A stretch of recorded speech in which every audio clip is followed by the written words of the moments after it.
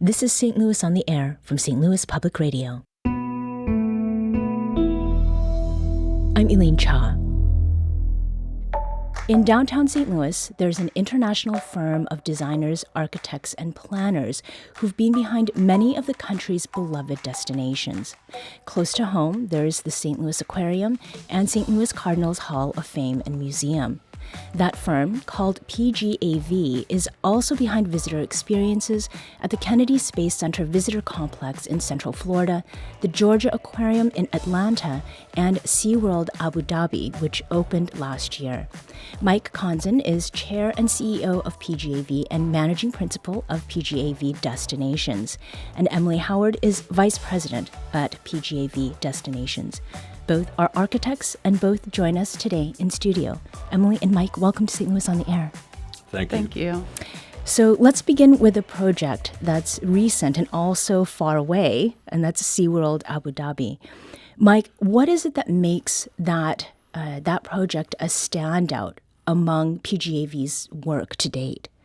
Well, first of all, it's our first completed commission within the Middle East.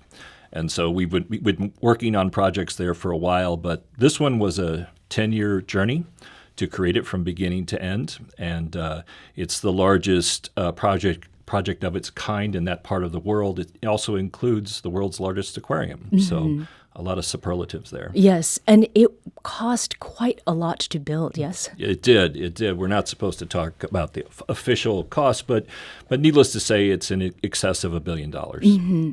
And last fall, in fact, after its completion, PGAV took more than 200 employees and their family members on a trip to SeaWorld Abu Dhabi in the United Arab Emirates. And that's a lot of people on a long and quite expensive trip.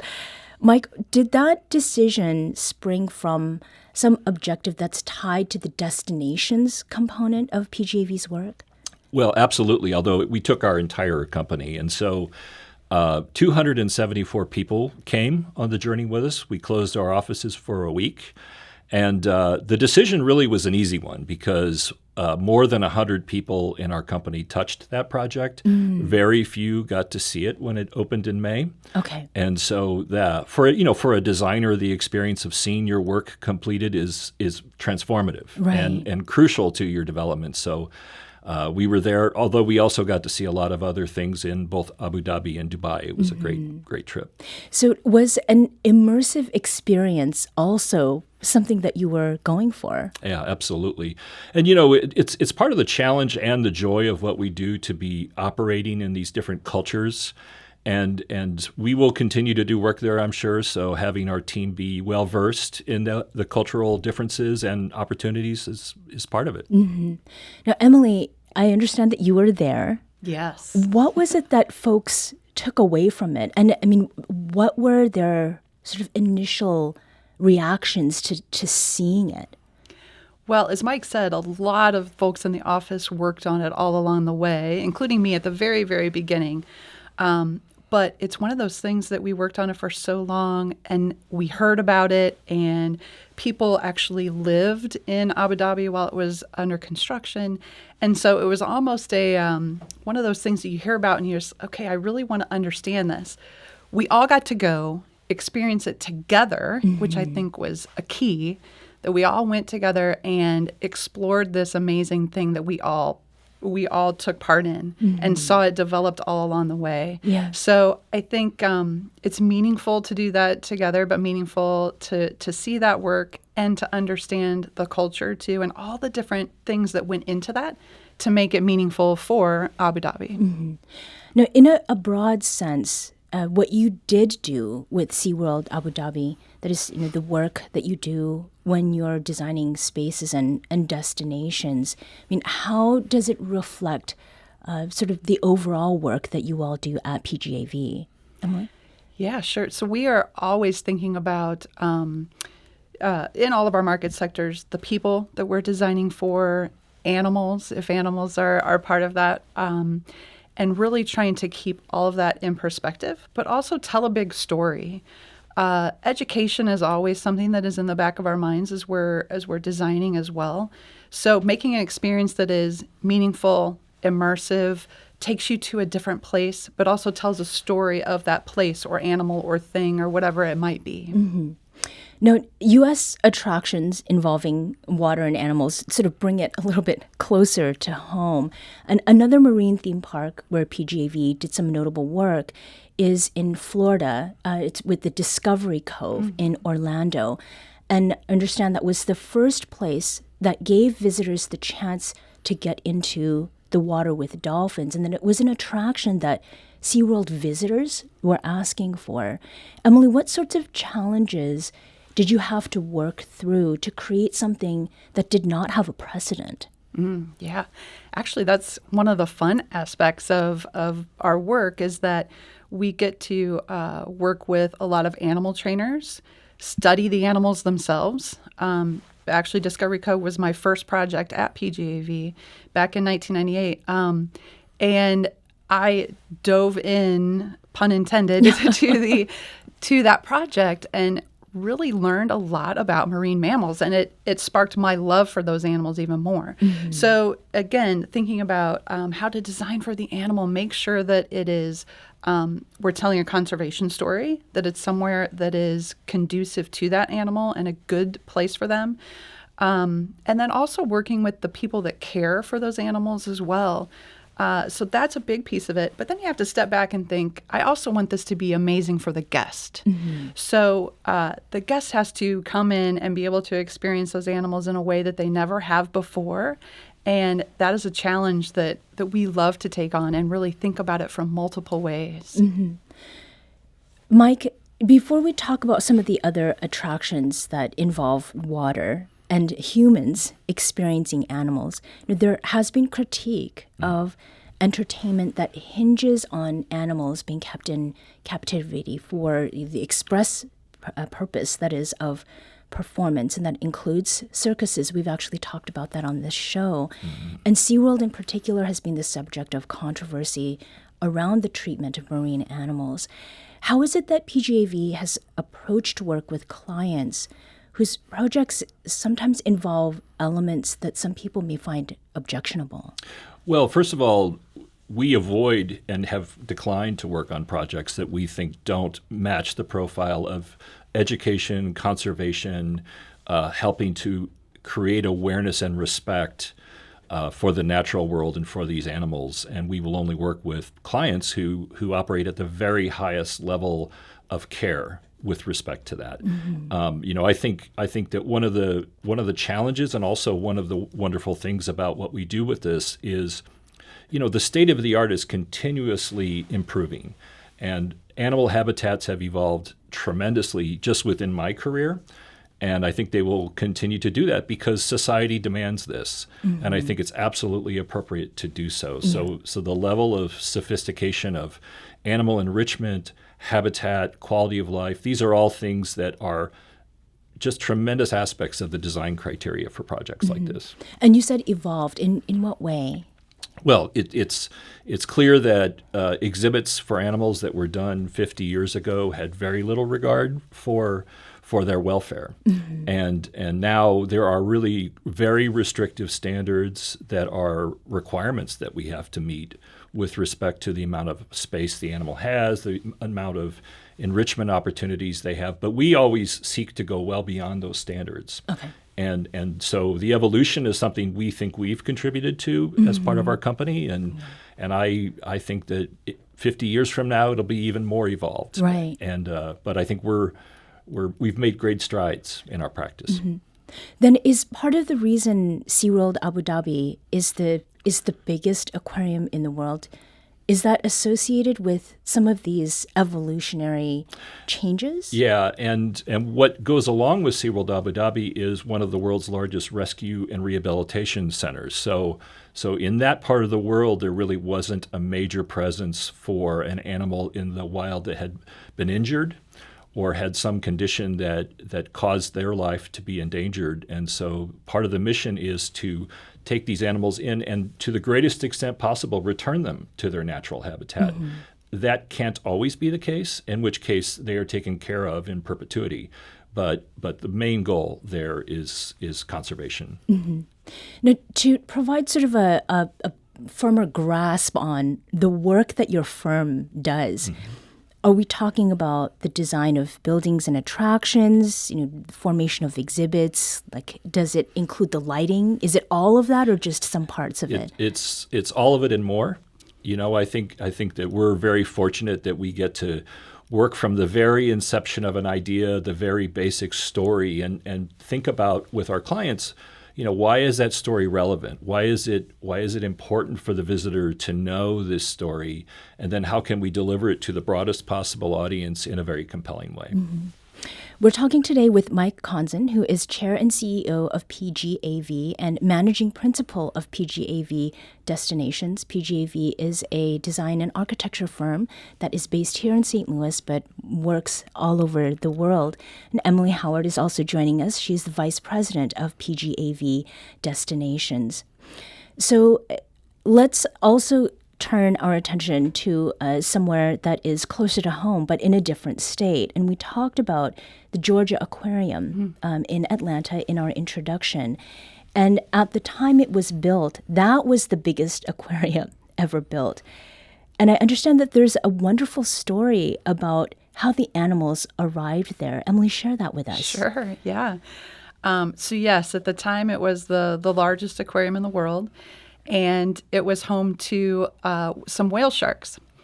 And those whale sharks were coming in actually via UPS. So and you might think, boy, that's odd, but that's, when you want to ship something big, you've got to fly them there. And then they came to the airport and got onto a truck and went down the highway in Atlanta at about 2 a.m., and it was not to be missed. I was there and saw them drive in and then be lifted into their new home, and it was amazing. So yeah, a lot of good stories with that one. Right. Now, aquariums also built here. The St. Louis Aquarium is a recent example, and that opened in December of 2019. How is it that the design of that aquarium reflects where it's located, where it's built? Yeah, so the project's client, which was Bob and Steve O'Loughlin here in St. Louis, LHM, first of all, had undertaken the heroic, in my opinion, reinvestment in Union Station, which is such an amazing landmark within our community, and it had struggled for many years. And so when Bob came to us, he said, I want this aquarium to be unique. I want it to be expressive of St. Louis. I want it to be expressive of Union Station.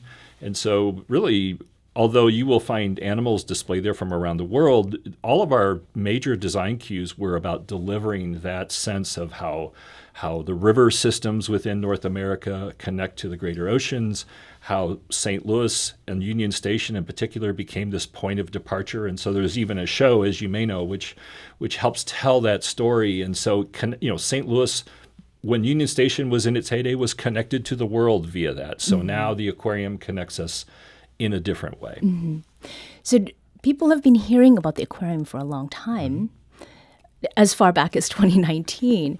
But PGAV is not a household name. There are probably a lot of people who don't know that it was your firm based here in St. Louis that built that. What is the Cliff's Notes version of the story of how the company got started, Mike? Yeah, so by a lot of things that happened by happenstance, we were an architectural firm that was founded and actually located in the Central West End here back in 1965. And early on in our trajectory, operating as an architectural firm, we had the opportunity to work with Anheuser-Busch in the early days of creating what became known as Busch Gardens.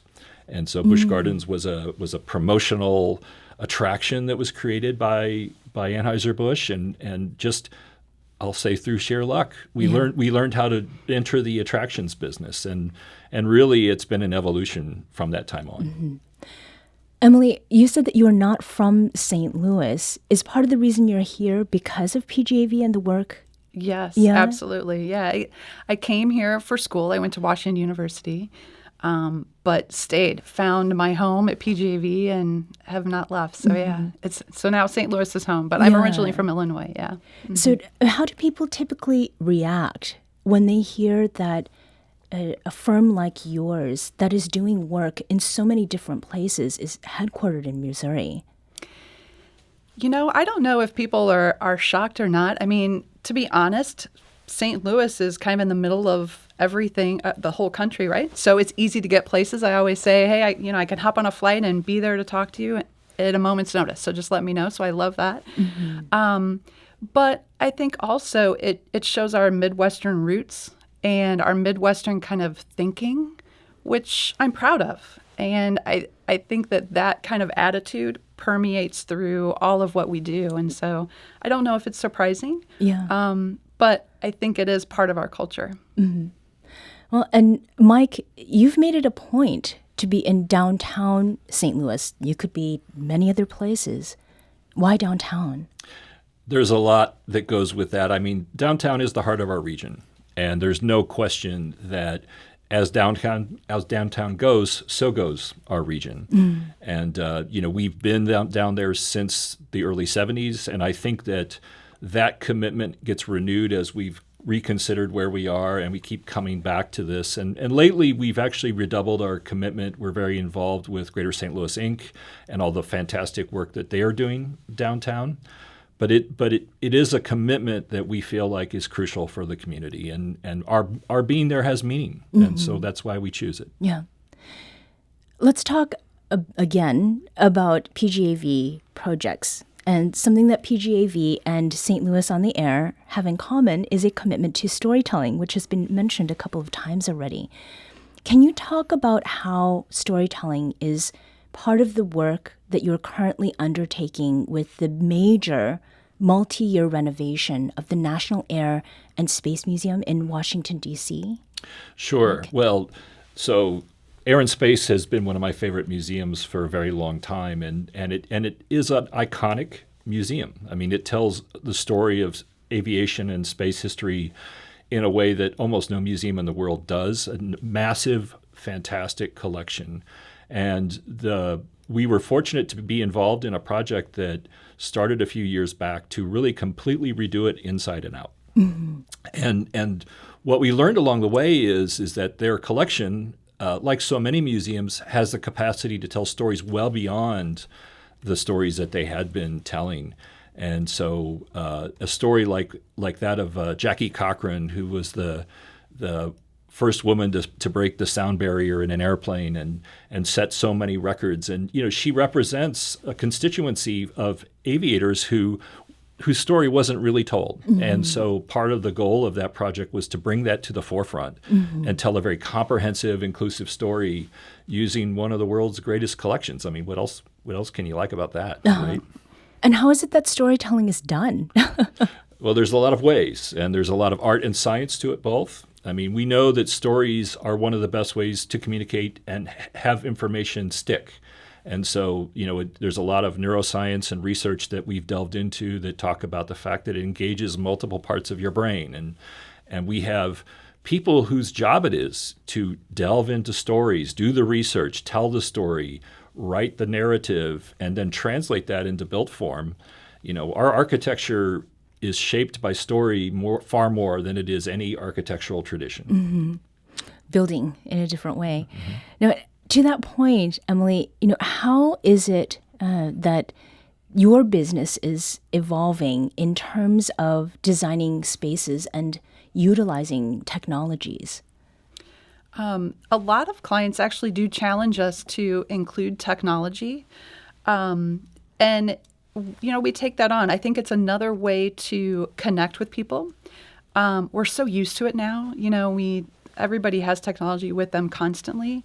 So I think the trick is, and that's what we keep trying to do, is bridge that gap. Like, how do you use it in a unique way? How do we make technology help us or educate us or make us care more, take that conservation message to the next level, et cetera, right? Mm-hmm. But I know one challenge at St. Louis Aquarium, for instance, was they definitely wanted to use technology. And so not only do we tell stories about connection that Mike referred to earlier, but there are different ways to engage throughout the whole experience with technology to dive deeper and learn more. Mm-hmm. So I love that aspect of it. And specifically, how the technology has been used. Can you maybe provide an example from what is happening with the Kennedy Space Center, the Visitor Center in Cape Canaveral? Oh, sure. Yeah. So there we use a lot of technology you can play a game, for instance, and you connect in different ways to learn different things about the astronauts or how a space shuttle launches, how they land, et cetera. And so there's a lot of ways to use your phone to tap into that, or just the technology in an interface. One of my favorites at Kennedy is an interface where you can spin the space shuttle around and look at different aspects and parts of it and understand even how the fuel lines work, what an ET and SRB are, all these different really nerdy things that are super fun to learn. Yeah. Are there any elements that are more analog that do marry technology with that storytelling, Mike? Oh, yeah. Well, at the Spatial Atlantis, the project Emily's describing, one of the things that we thought would be wonderful would be to talk about how the shuttles landed, because, they're an unpowered glider at that point in time. So they're coming to Earth more or less plummeting down. Right. and they're moving fast, although they always manage to land it just right. But so we used the idea of a slide that both kids and grown-ups can go down to have you understand the steep level of incline that the reentry occurs on, and along the way tell that story so that you understand this is not for the faint of heart, and it's also for very skilled pilots. Right. Yeah. It sounds both terrifying and exhilarating. Adding a thrill and a surprise is always a good idea. Yeah. Right. So PGAV is also working on something, again, closer to home here, with the Missouri History Museum, and its updated 1904 World's Fair exhibit, and that will open in late April. What is your work on that exhibit? So this is a fantastic project, partly because I love St. Louis history, and the World's Fair exhibit is something that the Missouri History Museum will always have because it was built using funds from the fair. And so the exhibit was replacing an exhibit that was there, but the staff at the museum, and they have a very talented staff, had this vision of a series of things that would make this exhibit unique, including a very large model. I mean, we're talking about 27 feet by 17 feet wide model of the fair. And so they challenged us to see how this could be recreated when the documentation of the buildings and structures and site of the fair were really just primarily photographs. Mm-hmm. And so our team took that and created a three-dimensional version of the entire thing with our pretty sophisticated computer modeling software, and then 3D printed the entire model. And now it'll be on display. And we're going to actually projection map onto that model stories about the fair. So it'll be fascinating. How big is the printer?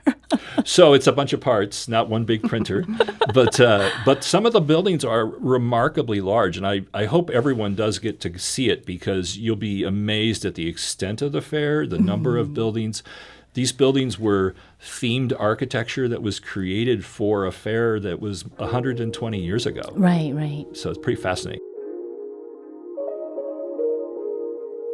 Emily and Mike, thank you so much for joining us today. Thank you.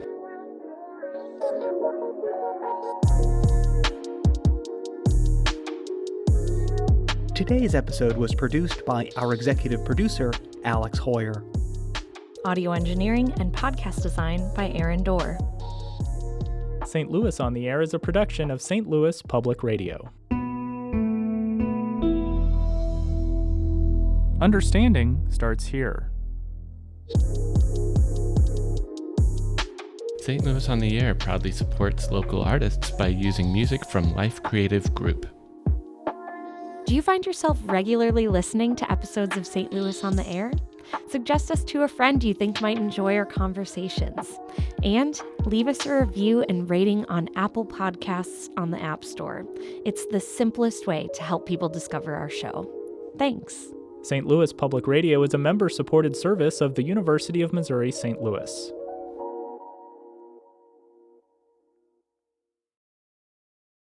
Support comes from the Missouri Forest Products Association.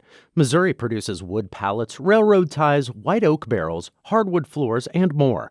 Details on the variety of products made in the state are at choosewood.com.